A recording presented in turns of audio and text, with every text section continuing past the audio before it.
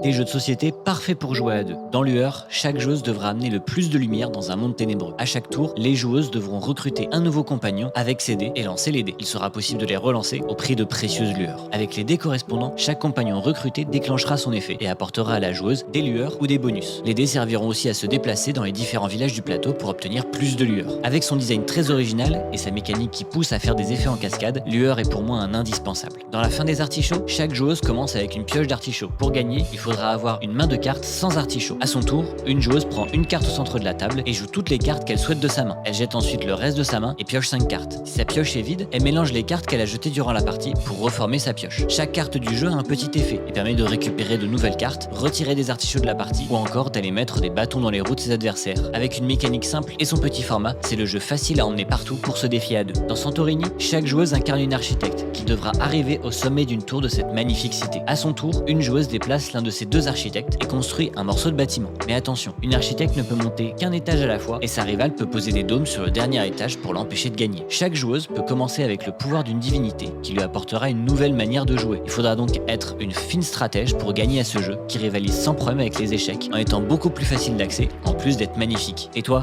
c'est lequel ton préféré ?